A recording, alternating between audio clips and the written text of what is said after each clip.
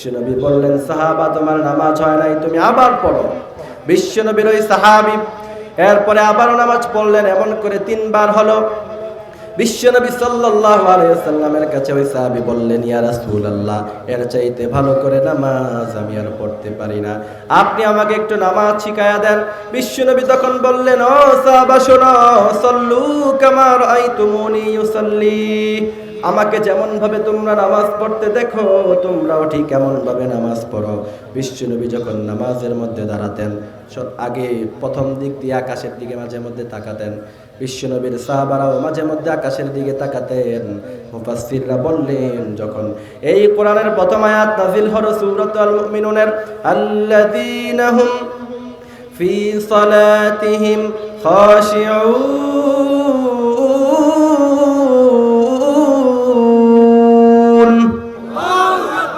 যখন এই আয়াত নাযিল হলো তখন বিশ্বনবীর সাহাবারা আর ডানে তাকায় না, বামে তাকায় না, উপরের দিকে তাকায় না। আমাদের এমন অনেক মুসল্লি আছে না নাই, নামাজও পড়ে সামনের দিকে তাকায়, আবার কল আসলে রিসিভ করে ডানেও তাকায় বামেও তাকায়, এমন আছে না নাই? মুরব্বীরা বুঝে না, মাঝে মধ্যে নামাজের মধ্যে দাঁড়িয়ে এরা ডানে তাকায়, আবার যদি একটু গরম হয় একটু পরপর খালি ঘাম মুছে, আছে না নাই? আর যদি ইমাম সাহেব একটু বেশি তেলাওয়াত করে পিছন দিক দিয়ে কাশি, আছে না নাই? এটা ইমামের ইজ্জত নয়, এটা ইমামের সম্মান নয়। ইমাম বিশ্বনবীর আরেকটি হাদিস মনে পড়ে গেল। বিশ্বনবীর সাহাবারা রমাদান মাস, বিশ্বনবী সাল্লাল্লাহু আলাইহি সাল্লাম তারাবিটাকে অনেক দেরিতে মাঝে মধ্যে তিনি পড়তেন। বিশ্বনবীর সাহাবারা এশারের নামাজ আদায় করলেন, এরপরে বসে আছেন, তারা সবাই কোরআনে কারীম তেলাওয়াত করছেন। বিশ্বনবী এখন হুজরা থেকে বের হয় না, এর একবার ডানে তাকায় একবার বামে তাকায় যে কখন বিশ্বনবী সাল্লাল্লাহু আলাইহি সাল্লাম আসবেন। এমন করতে করতে অনেক লেট হয়ে গেল। এরপরে বিশ্বনবী সাল্লাল্লাহু আলাইহি সাল্লাম নামাজের মধ্যখানে আসলেন। সাহাবী বলছেন, সারা রাত দাঁড়িয়ে থেকে বিশ্বনবীর পিছনে আমরা তারাবি আদায় করলাম। সুবহানাল্লাহ পড়েন।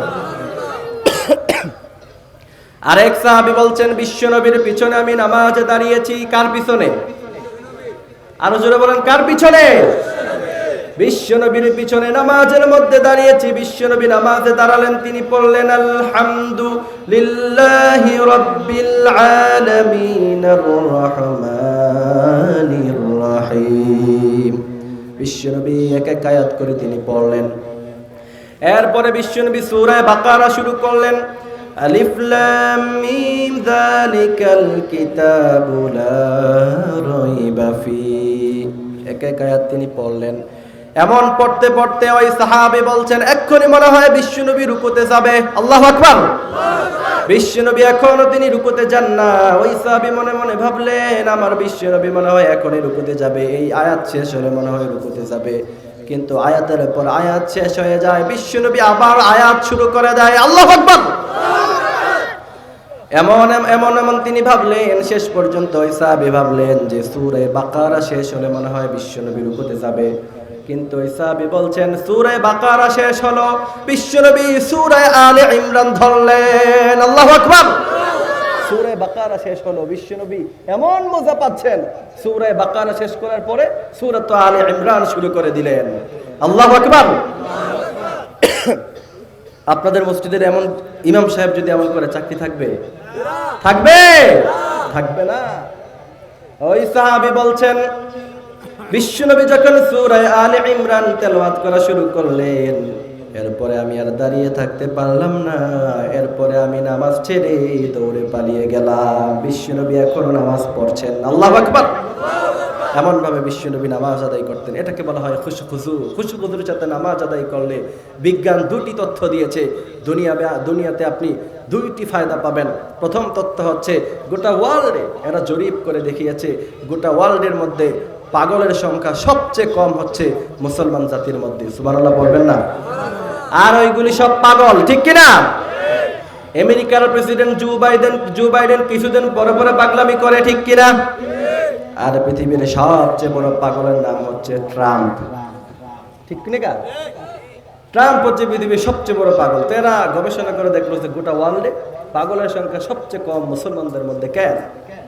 এরপরে এরা তথ্য দিয়েছে মুসলমানরা 5 ওয়াক্ত সালাত আদায় করার সময় যখন 5 বার উযু করে, এরা যখন হাত ধৌত করে হাতের পলুয়েশন দূর হয়ে যায়, এরা যখন পা ধৌত করে পায়ের পলুয়েশন ময়লা দূর হয়ে যায়, এরা যখন একটু হালকা করে পানি নিয়ে মাথায় মাসাহ করে, ঘাটটা মাঝে মধ্যে গরম থাকলে ব্রেনে টাক করে মানুষ দুনিয়া থেকে চলে যাওয়ার কথা, পাগল হয়ে যাওয়ার কথা, আর এরা যখন মাসাহ করার জন্য ঘাড়ের মধ্যে হাত দেয়, মুহূর্তের মধ্যেই আল্লাহ পাক তাদের ঘাড়টাকে ঠান্ডা করে দেয়। এই কারণে তাদের মধ্যে পাগল নয়, পাগল খুব কম। এরপর দ্বিতীয় নাম্বার তথ্য দিয়েছে, এরা যখন নামাজের জন্য দাঁড়ায়, আল্লাহু আকবার ধ্বনি দিয়ে হাত উত্তোলন করে, হাতের ব্যায়াম হয়ে যায়। এরা যখন রুকু এবং সিজদা করে, রুকু করার কারণে পিঠের ব্যায়াম হয়ে যায়।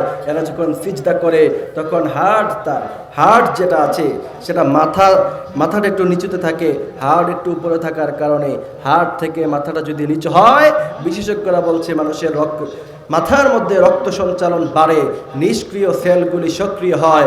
আর বিজ্ঞান গবেষণা করে উত্তর দিয়ে বলেছে, এরা যখন নামাজে সিজদা দেয়, এদের মাথার মধ্যে নিষ্ক্রিয় সেলগুলি মুহূর্তের মধ্যেই সক্রিয় হয়ে যায়। সুবহানাল্লাহ পড়বেন না? আর বিশ্বনবী বলছেন, কেউ যদি খুশুখুজুর সাথে 5 ওয়াক্ত সালাত আদায় করে, বুখারীর বর্ণনা, সাইয়েদনা আবু হুরায়রা বলছেন রাআইতুম লাউ আন্না নাহারান বিবাবি হাদিকুম ইয়াগতাসিলু ফীহি কুল্লা ইয়াউমিন খামসান। সাইয়েদনা আবু হুরায়রা বলছেন, বিশ্বনবী বললেন, ও সাহাবারা শোনো, তোমাদের ঘরের সামনে যদি নদী অথবা নালা থাকে, সেখানে যদি তোমরা গোসল করো 5 বার, তোমাদের শরীরে কি কোনো ময়লা থাকবে নাকি? মিন দারানিহি। বিশ্বনবীর এই কথা শুনে সাইয়েদনা আবু হুরায়রা বললেন, ইয়া রাসূলুল্লাহ, একবার গোসল করলে তো ময়লা থাকার কথা নয়। সাইয়েদনা আবু হুরায়রাকে বিশ্বনবী বললেন, মুসলমানদের নামাজের উপমা হলো এমন, এরা যখন ফজরে সিজদা দেয় তাদের গুনাহ মাফ হয়ে যায়। ফজর থেকে জোহর পর্যন্ত যত সগীরা গুনাহ করে, জোহরের নামাজে আল্লাহু আকবার তাকবীর দেওয়ার সাথে সাথে সব গুনাহগুলি মাফ করে দেয় যিনি, তিনি কে? এরপরে এরা যখন জোহর থেকে আসর পর্যন্ত সগীরা গুনাহ করে, এরা যখন হাত ধৌত করে উযু করে, ওই সময় হাত ধুতে দেরি হয়ে যায়, তাদের গুনাহগুলি মাফ হতে দেরি হয় না। এজন্য কবি বলেছেন, ঘুমাইয়া কাজা করেছে ফজর, তখন জাগনি যখনই জোহর, হেলায় খেলায় কেটেছে আসর, মাগরিবের ওই শুনিয়া যান, এখনো জামাতে হওরে শামিল, এখনো এসাতে আছে স্থান, বাজিছে দামামা বদরে আমামা, শির উঁচু করি মুসলমান, দাওয়াত এসেছে নয়া জামানার, ভাঙ্গা কিল্লায় ওরে নিশান। ঠিক কিনা? এই জন্য বাংলাদেশে ইসলামের পতাকা উড়ানোর প্রয়োজন আছে না নাই? আরো জোরে বলতে হবে, আছে না নাই? এই দেশে ইসলামী আন্দোলনের কর্মী হিসাবে নিজের জীবন বিলিয়ে দিয়েছিলেন আল্লামা সাঈদী। ঠিক কিনা? নতুন প্রজন্মের ছেলেদেরকে আমরা বলতে চাই, শুনে রাখো নোয়াখালীবাসী, তোমরা শুনে রাখো, পত্রিকায় মিডিয়ায় কভার করা হয়েছে আল্লামা সাঈদী রাজাকার ছিল। তোমাদেরকে স্পষ্ট ভাষায় বলতে চাই, আল্লামা সাঈদী রাজাকার নয়, তিনি শহীদ হয়ে আল্লাহর জান্নাতে চলে গিয়েছেন।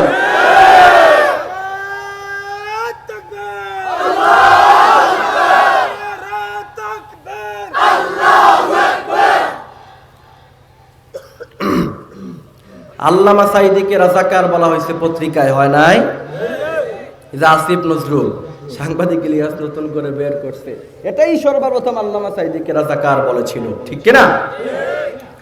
এরা মনে করেছিল 13 বছর জেলখানায় বন্দী রাখলে আল্লামা সাঈদীকে যেন বিচ্ছিন্ন করা যাবে, কিন্তু আল্লামা সাঈদীর জানাজায় প্রমাণ হয়েছে আল্লামা সাঈদী 13 বছর জেলখানায় থেকে তিনি জনবিচ্ছিন্ন হয় নাই, তোমাদের জালেমদেরকে আজীবনের জন্য জনবিচ্ছিন্ন করে দিয়েছে। এই জন্য ভয় পান আপনারা? ভয় পান? এই জন্য বলতে চাই, যেখানে ইসলাম আছে সেখানে আমরা থাকবো ইনশাআল্লাহ। এই জন্য 7টি কোয়ালিটির মধ্য থেকে প্রথম কোয়ালিটির কথা বললাম। নামাজ সম্পর্কে দীর্ঘ আলোচনা করা যেত, যেহেতু আপনাদের কাছেও ভালো লাগবে না, আমার শরীরের অবস্থা খারাপ, এই জন্য আমরা এক এক করে আলোচনা শেষ করে দিব ইনশাআল্লাহ। দ্বিতীয় নাম্বার কোয়ালিটির কথা আল্লাহ পাক বলছেন, আল্লাহ বলছেন, কে বলছেন? রব্বুল আলামিন বলেন, ওয়াল্লাযীনা হুম আনিল লাগওয়ি মুরিদুন।